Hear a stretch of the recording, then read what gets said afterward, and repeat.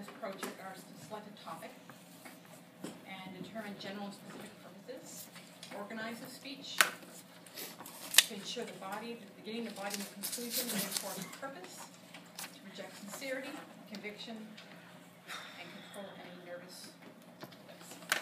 So if you would help me welcome Sebastian.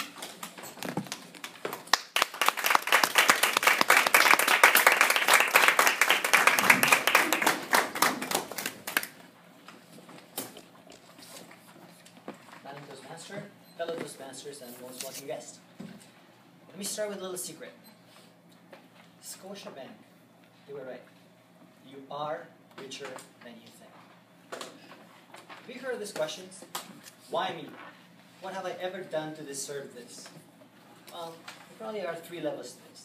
Level number 1, son, take out the garbage. Why me? I should tell my sister to do it, right? Level 2, why do things not ever go my way? Why can't I ever win at something? Level 3.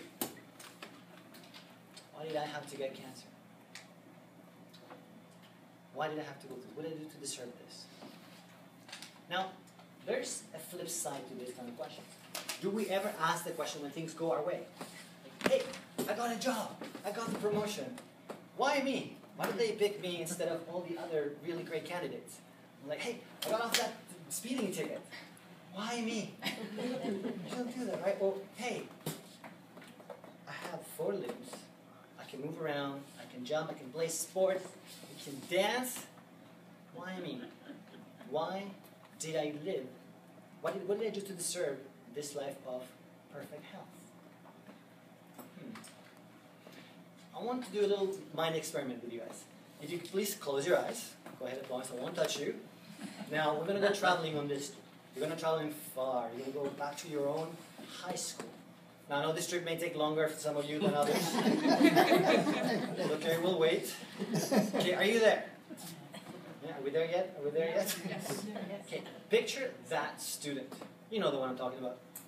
The one that day when you had that really hard math test coming back to you and you were praying for a 50. He got that 95 and he was vividly upset about it. How come I missed that 5%? I hate this. What did I do? Why did I not get that 100? Meantime, you would have been happy with a 50. And actually, if you got a 70, your grandma would have baked a cake for you. Right? Okay. Take a minute. How do you feel about that person? Okay, open your eyes. No. First and foremost, violence is never the answer. Second thing, I was that 95% guy. You have company. Okay, you're nicer than I thought. But I always did ask myself, why me? What did I do to deserve this? What do I mean? Well, I've had a really, really nice life. Things that worked out very well. I worked very, very hard for everything that I got. But everything started here, in this little place, 1971, in a very loving, upper middle class family in Buenos Aires, Argentina. And I always knew that if I had just been born here, 1971, in a poor family in Ethiopia, I would have not lived to see my first birthday. So why me? What did I do to deserve that first opportunity of being born when I was born? And that question came with me through all of my life. And I always wanted to give back for that unfair opportunity that I had. So that took me in the year 2000, year 2001 to go on 2 trips. Mexico and Guatemala, where I worked with street kids, worked with poor families, build houses, Aboriginal populations. And the funny thing is I went there to give back to them. And I ended up bringing back so much more. Not like the Spanish conquistadors. I actually learned so much from my life. See, it was strange. I was among all those people that had pretty much nothing, and they were sharing it with me. I lived one week in this Mayan village. No electricity, no running water. And at one point in time, the most affluent person in the village came talk to me and said, Sebastian, how much do you make in Canada? I said, well, I'm thinking, I just got my MBA, I'm working in a multi-billion-dollar company, I'm making more than And he said, well, how much do you make? He told me, converted, worked out to about $3 per month. And I said, well, we make more money in Canada, but things cost a lot more. And I was almost embarrassed to tell them how much I was making.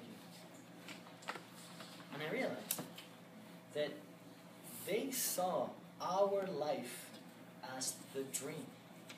Like, for them to be in a place like this would be a dream come true. And I realized that we are that 95% student. We are the 60% students looking up going like, I want to be that. And this is what we are right now.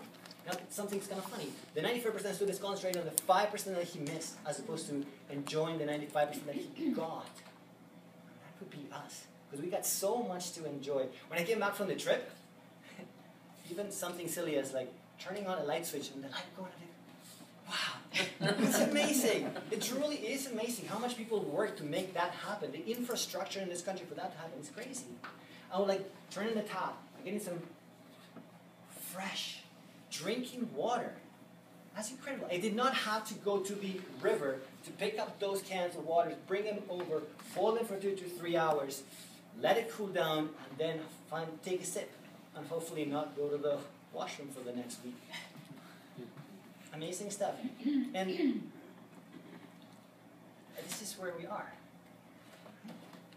Like, do we want to be that 95% student? Would that life of the 95% student be different if instead of saying like, I missed that 5%, he would have said, oh my God, that test was really hard, and I managed to get 95%. That's amazing. I learned so much, I worked so hard to get it. You know what? And next time, I'm going to do even better.